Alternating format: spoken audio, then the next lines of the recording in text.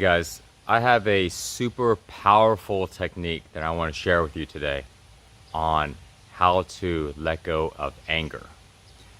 For you guys that are dealing with a lot of anger, a lot of rage inside of you, just know I want to share something with you on that.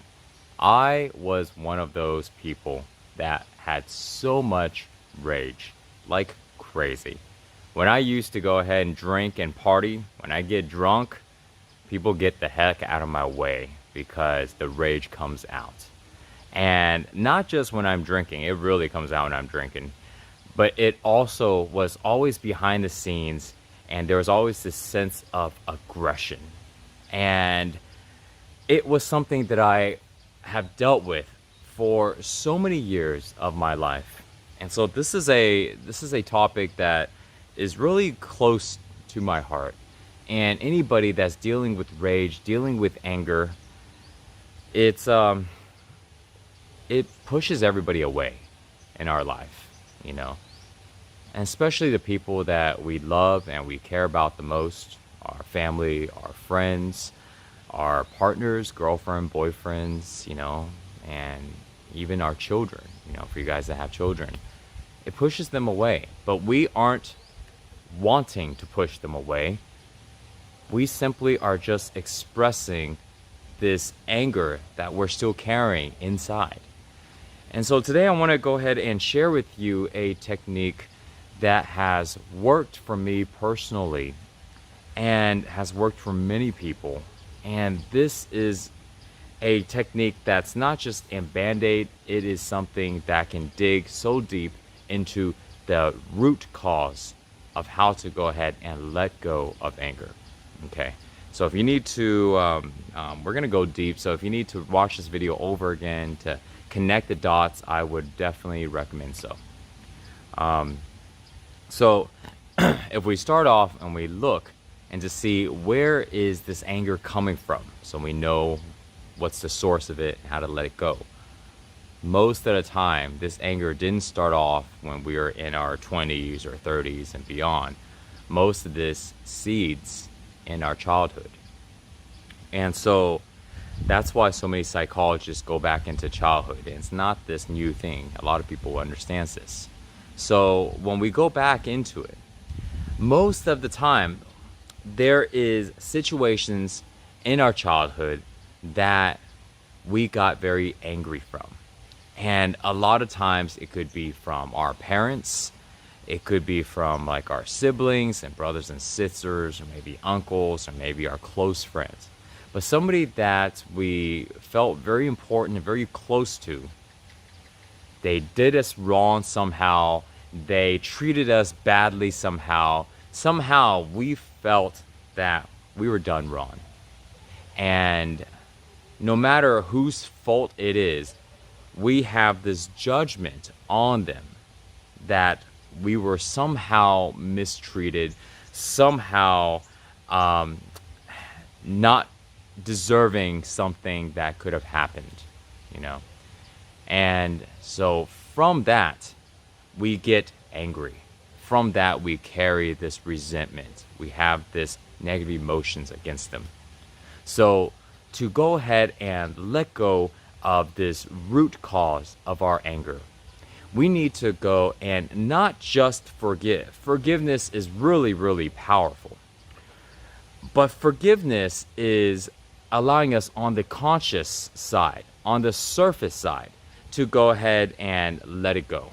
But there is something that is even deeper, that is, I would say, almost beyond forgiveness. Or we would say more of how to be able to deeply forgive. And here's what I mean by that. You ever had somebody go and you get into an argument or you get into conflict with somebody, and then at the end you just go, you know what? Hey man, don't worry about it. I forgive you. And you just say it. And then they go, okay, all right, thanks man, okay. And then you're done, right?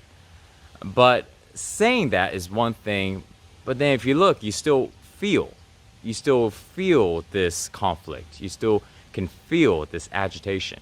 And so on the conscious side of our mind, we may have forgiven somebody for what they did. But on the subconscious side, on the feeling side, we might still be carrying it. And so, if we want to go into our subconscious mind, under the surface, which is attached to our feelings, attached to our emotions, and we want to let it go there, because there is where 90 to 95% of our thoughts, therefore our decisions, our choices, our beliefs, the way we see ourselves, the way we see other people, and the way we see life. 90 to 95% of all of that is in our subconscious mind. And so therefore, we need to be able to forgive at that level. If not, consciously, we may have forgiven them. But subconsciously, we are still feeling that anger, still feeling like we were done wrong. So this technique is very straightforward. In order to really deeply, deeply forgive, we need to see it as them not doing anything actually wrong. We need to be able to enter into their perspective and have a sense of understanding, a sense of compassion, a sense of relatability. Because we do the best we can, but sometimes people will not be satisfied with our actions. But if they were to go ahead and be in our shoes and feel the way we feel and have the history that we have and all of that, the chances might be that they will make a similar decision and similar action. But if they are looking at it from the outside, they may not understand it. And that's how we are a lot of times when we look at somebody and we see that they did something that was wrong to us, and now we are judging them for it. But when we go ahead and enter into their mind and see their world from their perspective, now we are able to relate to them. We are now able to feel what they were feeling. And now we're able to have compassion for what they were going through. And now it starts to make sense that if we basically become that person that did something to us, now we seem to understand why they would do it. And we will seem to understand how it makes sense. That in reality, people aren't looking to want to just hurt other people. People aren't looking around wanting to go ahead and do other people wrong. Everybody wants pretty much the same thing: to be loved, to be happy, to feel good. But when we carry certain negative emotions and anger, for example, inside of us, whatever is inside of us has to be expressed out. And this is when we hurt people that we love, or we do things that may not be the best. So in this technique, in this method, what we are doing, I'll give you an example, is let's say if we are upset at a parent. Maybe it's our father. Maybe our father treated us a certain way, or did something or didn't do something in our childhood. And now we have this judgment against them. We have now, let's say, forgiven them, right? Okay, hey, I'm not pissed at you anymore. I'm going to let it go. But we still are feeling that.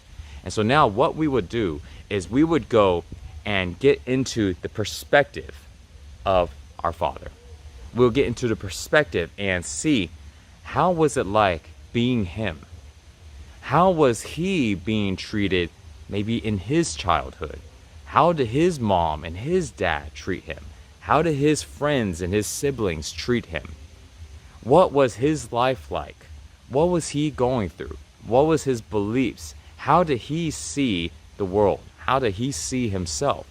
And once we start to be able to get into his perspective, now it starts to make sense that the way he treated us is absolutely the way he would have treated us. It's not his fault. That's just what happened as an effect of the way he was treated. Can't really blame him for it. We can maybe blame the other people that treated him that way, which then he treated us that way. And then the ripple keeps going on. But once we're able to get into his perspective, now we don't see him as doing something wrong. We don't see him as being this bad person. We don't carry that anger that's deep inside. Now we're able to connect. We're able to have that compassion, that understanding. And when we can feel what he was feeling, now we are able to let go of that feeling of judgment that we have carried for all these years that basically turn into anger in our adult life. Now we're able to go and be able to connect to compassion instead.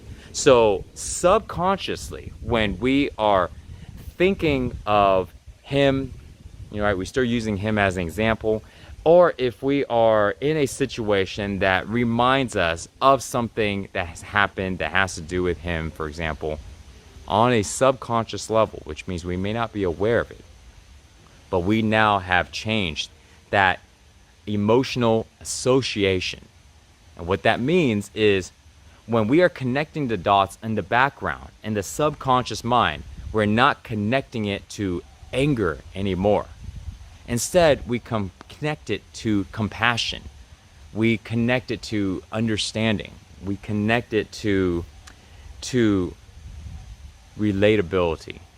I'm in your shoes now. Man, I feel you. I now understand. And it's not pity, it's not sympathy, it's simply just this understanding. There's no blame and no judgment, it's just the way it is. But I don't carry that emotion now against that person. And I don't carry that emotion now. That emotion in us, it can now be changed. So this is something that's really, really powerful. And the way you do this, close your eyes, be in a quiet place, and go in. Go in and imagine being that person that you have some type of judgment or some type of conflict in. And depending on how much information you know about this person, how he grew up, if we're still using the father example or whatever it is, how much information you know about his life, about what he was going through, about how he was treated and all these things. If you don't know a lot of information, then it's a good opportunity to do a little digging. And remember, there's an intention, a purpose in this digging. You're not just doing it just for the heck of it. There's a very specific intention. You are doing it for yourself. You're not doing it for other people, If other people are helped, well, great. But we're doing it for ourselves. We don't want to carry this in us.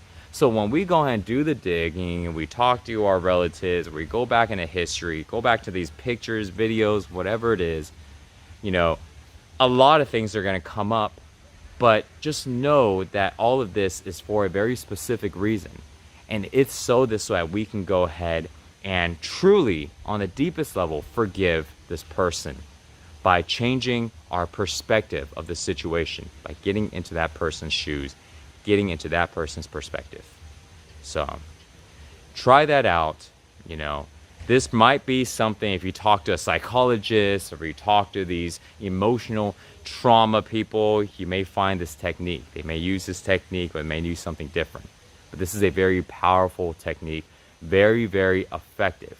And I wanted to share this with you because sometimes we like to be able to try to figure things out on ourselves. Well, not everybody is just jumping to go out and seek help left and right. And I'm not saying that this is a replacement for anything. But what I am saying is that you can't lose by trying this out, by pursuing and starting to go ahead and dig. I am all about empowering. And I believe that all of us should have the power to make ourselves happy, healthy, strong. And so no matter if it is our emotions of being happy, if it is our health for exercising, if it's our nutrition for knowing what is the right foods to eat, or if it's our ability to support ourselves financially, we as a person need to be able to take care of ourselves. And at least on a basic level. And the most amount, the better. The more amount, the better. So this way we aren't having to depend on everything, on everybody outside of us. We are now empowering ourselves. Thanks, guys.